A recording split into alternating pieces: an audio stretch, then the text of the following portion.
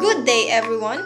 I am Jade Villarin, a Bachelor of Physical Education student, and I am here to report to you the impact of environmental toxins in school building. Introduction.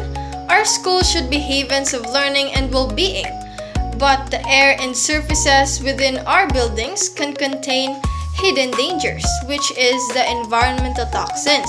So these toxins, even in small amounts, can negatively affect the health and learning abilities of students and also the staffs. So what are environmental toxins? So ang environmental toxins amo na sang mga harmful substances nga makita ta or makuha ta sa isa ka environment or sa school building. So ang environmental toxins can be in the air. So airborne siya, hindi ta sa makita, and odorless. So making them difficult to detect without testing. And ang environmental toxins is makuha ta siya sa mga building materials like paints, cleaning supplies, sa mga furnitures, and also sa insulation nga ginagamit sa school to prevent and reduce sang heat or sang kainit. So how do environmental toxins affect health or kita sa aton lawas? So may ara short-term effects and long-term effects. So ang short-term effects amo sang headaches, eye irritation, coughing, sneezing, and nausea. So for example, nang imagine ara ka sa isa ka room nga bago pa bala pinta, and ang isa ka pinta is may ara just strong smell or odor. So it is a sign of VOC. So ang VOC amo na sa ang volatile organic compounds nga makita ta sa pinta.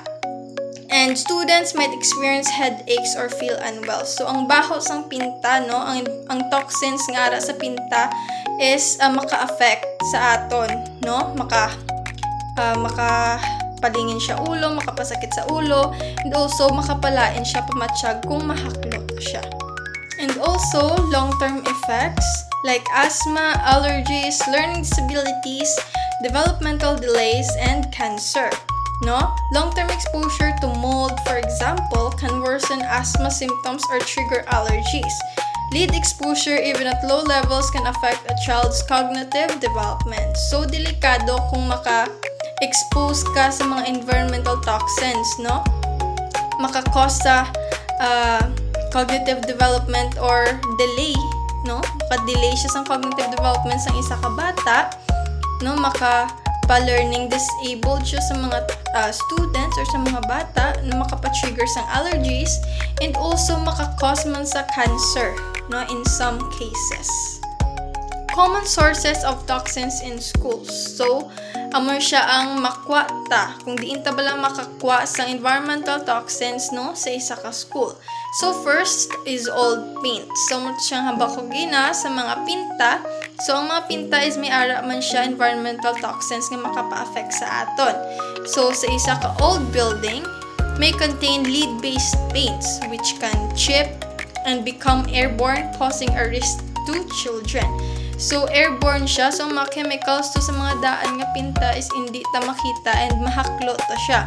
And may risk siya or may affect or maka-affect siya sa aton health, sa mga children, sa aton nga students, and also sa mga staffs. So second is ang asbestos. Ang asbestos is makuha ta sa insulation, amo to siya ang hambak-hagina nga maka-prevent and reduce sang heat. So once na-disturb mo ko ang isa ka ang fibrous mineral nga asbestos sa insulation, it is dangerous. If asbestos containing materials are damaged, the fibers can be inhaled, leading to serious lung disease. So muna siya ang mga environmental toxins is airborne siya, hindi ta sa makita, and kung ma-inhaled ta siya, kung mahaklot ta sa maglakat ang toxin sa aton lawas, so it can lead to serious lung disease. So kadelikado. And third is mold. Mold thrives in damp areas, often hidden behind walls or under floors.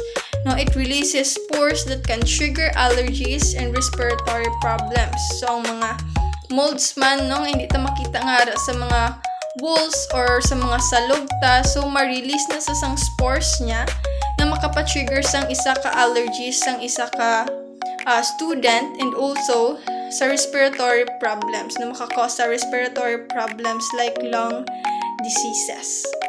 Fourth is cleaning products. So, mga cleaning products no ginagamit na maglimpyo or magtinlo sa isa ka school building or sa isa ka classroom. So, many cleaning products contain VOC, ang mutong hambakagina, volatile organic compounds, which can irritate the eyes, nose, and throat.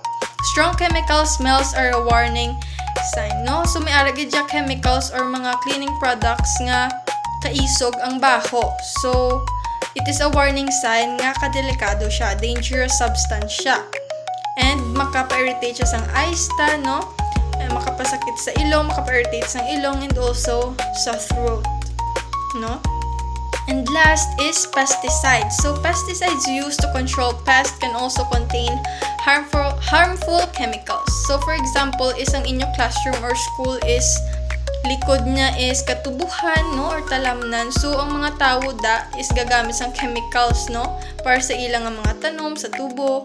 So ang mga chemicals na no hindi ta makita is makadto sa aton because airborne siya, diba? So hindi ta sa makita, madala lang sa hangin. So ang mga chemicals na nga halin sa pesticides is makadto or masulod sa mga bintana sa classroom or sa school. So maka-affect na siya sa aton kung mahaklot ta, no? Taman ka delikado sa mga environmental toxins. So what can we do to minimize the impact of environmental toxins in our schools? So first is regular inspection. So ang regular inspection is ginahimo naman sa ibang nga school, no? So gina-inspect nila ang mga materials na ginagamit sa isa ka school nga maka-affect sa aton health, no? Conduct regular inspections to identify and address potential hazards nga makapa-affect sa health sang students kag staff sang isa ka school. So second is proper ventilation. So ensure adequate ventilation to reduce the concentration of airborne toxins. Open windows when possible and use air purifiers if needed. So third is safe cleaning practices. No, use environmental friendly cleaning products and follow safe cleaning procedures. So dapat nga kung mag-clean ta sa isa ka room or school is pwede nga hindi na ta kagamit sa mga toxins, no, or sa mga cleaning products nga isog kag maka-affect sa aton health.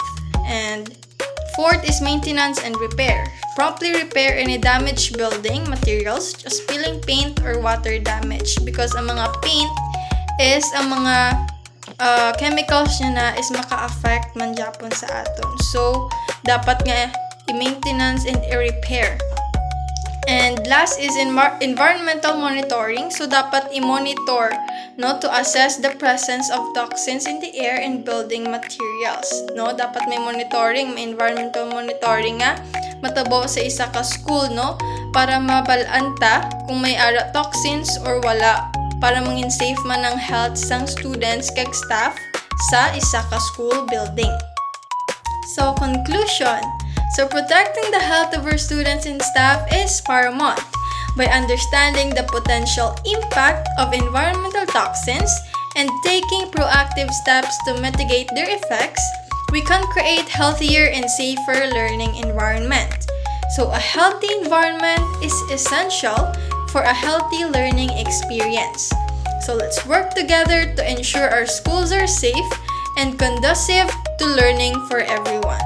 So I hope you have learned something in this report of mine, and I hope you have enjoyed. So once again, I am Jade S. Villarin, a Bachelor of Physical Education student, and thank you for listening.